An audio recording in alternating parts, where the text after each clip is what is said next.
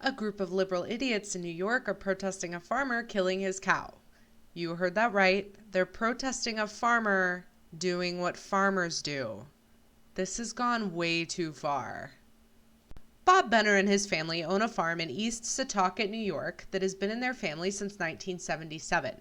They are completely self-sufficient. They raise their own food, make their own clothing, and heat their own house. Over the years, the Benner farm has become a bit of a tourist attraction, and they've opened it up to school groups, birthday parties, and strawberry picking. The Benners have never been secretive about what the purpose of the animals on the farm was. The animals were there for food, not as pets. Kimberly Sheraton, a woman from the area, has gotten involved with the farm after seeing a cow there while at a birthday party. When she heard that the cow was to be slaughtered as food, she was enraged. Sheraton claims, quote, "He doesn't need this cow to survive and feed his family. He puts a sob story on there. Please, tell him to go to Whole Foods and go get some antibiotic-free beef there."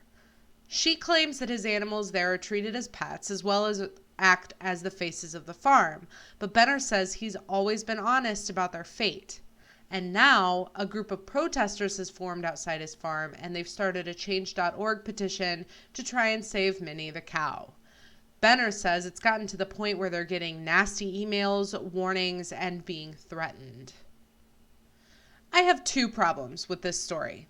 First, where does Kimberly Sheraton think her antibiotic-free beef comes from? I guarantee it comes from cows that don't have as good a life as Minnie has had. In fact, Minnie's life has probably been 10 times better than almost any other cow raised for food.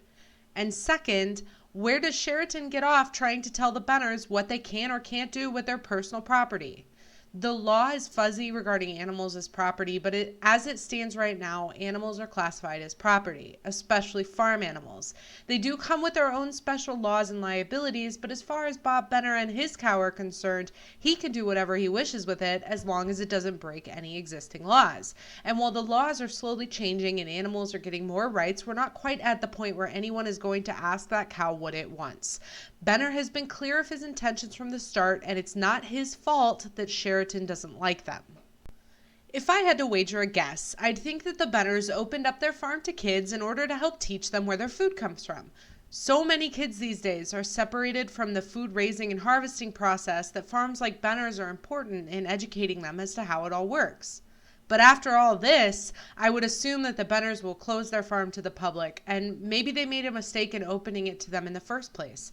While I'm sure they were trying to make some extra money and educate the public, they opened themselves up to scrutiny by suburban and urban bleeding hearts who don't at all understand how their food is raised. As far as I can tell, they just think the food appears on the shelves at Whole Foods and that all the animals they see are pets. This story disappoints me so much. With all of the worthy things worth protesting, these people had to latch onto a cow of all things. Benner has a good point. He says, if I do it for you, I have to do it for somebody else. I'll have to do it for somebody that falls in love with a chicken in 10 minutes. He added that they care for the animals they raise and, quote, families who spend time with us are able to have this connection to where their food comes from.